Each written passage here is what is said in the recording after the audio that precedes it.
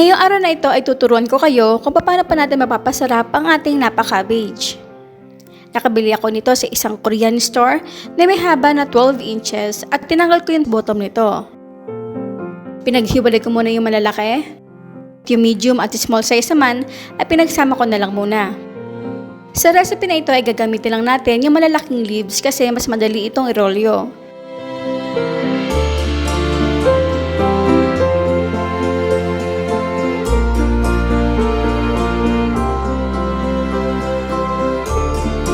Pero depende rin sa inyo kung gusto niyo naman itong gamitin hanggang sa maubos lang yung ating filling. Yung medium at small size ay tinabi ko para bukas gagamitin natin ito pang sahog sa nilaga. Dahil sa natural crunchy ang Napa Cabbage ay kailangan natin itong i-blanch para lumambot. Mas makapal na parte nito, mas matagal natin ito ibababad sa mainit na tubig. Ilagay muna ang cabbage na patayo sa boiling water for 12 seconds. Then the rest for another 10 seconds. Mas maganda kung taga-4 na leaves lang muna kada isang batch para equal ang luto nito.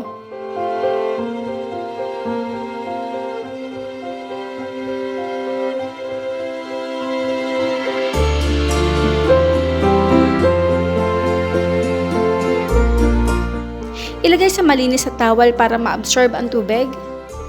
Set this aside habang nagtitimpla tayo ng filling. Yung mga gagamitin nating gulay ay hiniwa ko ito ng maliliit.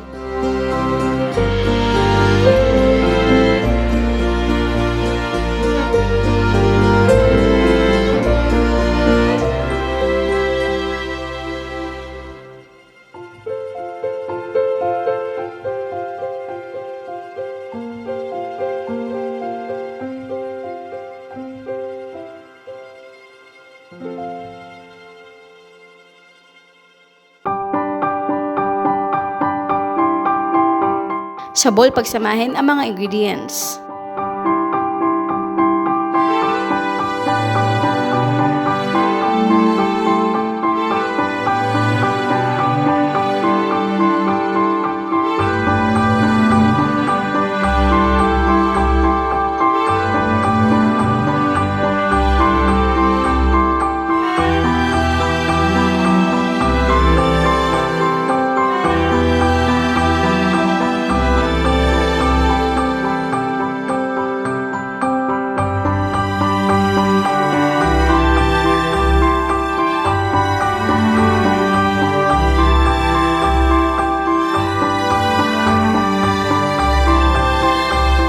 Para pantay-pantay ang sukat ng ating filling, ay gumamit ako ng 2 tablespoon ng pang-scoop.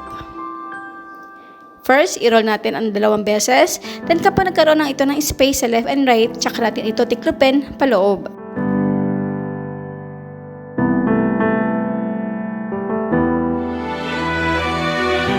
Hindi na natin kailangan lagyan ng kahit anong pampadikit sa dulo, katulad ng ginagawa natin sa Shanghai roll.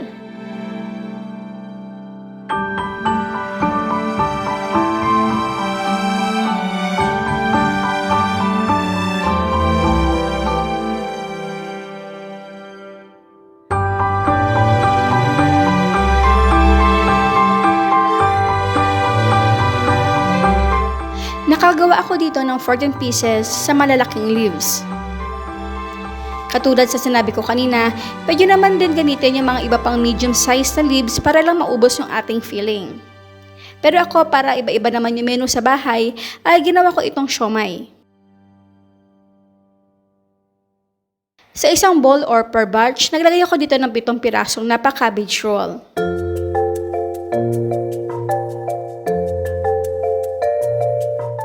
Sa napakuluan na natin tubig, over medium heat, i-steam ito for 20 minutes. So mapapansin nyo may mga liquid na na-release sa ating rolls. Set this aside kasi gagamitin natin ito mamaya sa next step. Ilagay ang rolls sa cooling rack para madali ito lumamig at ma-release pa yung konting liquid dito, or pwede rin naman sa towel. Nakakuha ko dito ng 1 cup na liquid or broth sa ating rolls. At kung susubukan niyo ito at nakakuha na kayo ng mga 3/4 or less than a cup, magdagdag lang tayo dito ng tubig hanggang sa makakuha tayo ng 1 cup. Ilagay ito sa bowl, then add the rest of the ingredients.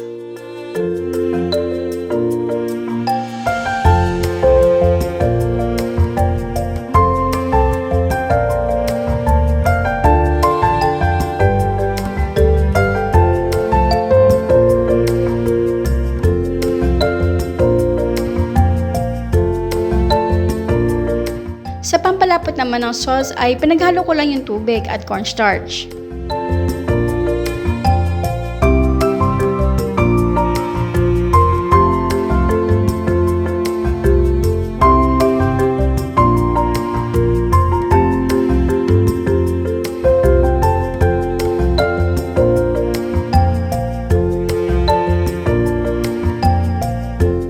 Over medium heat, bring this to boil. Right after nito kumulo, ilagay na natin ang water cornstarch mixture. Again, bring this to boil. Haluin ito continuously para maiwasan manikit ang sauce sa bottom ng pan.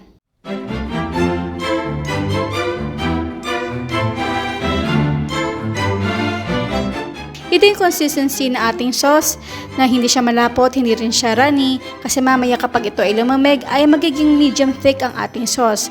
At kapag naman nilagay ito sa ref ay super lapot na. At ang ating last step ay ipan-fry natin ang mga rolls.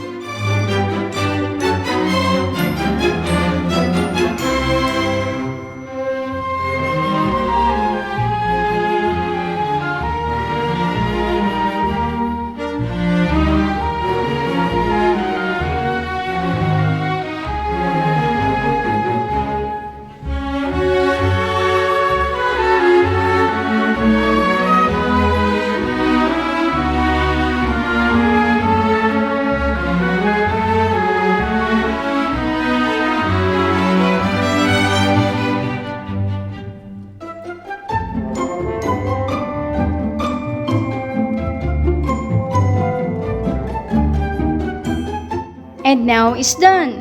My other cabbage roll recipe.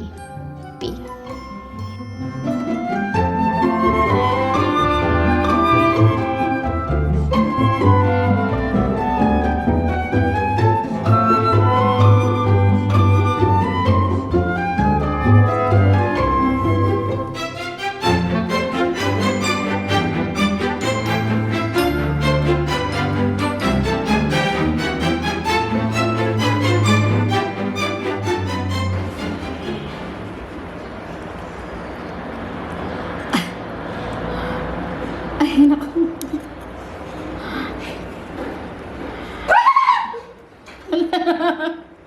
Hindi ko mag...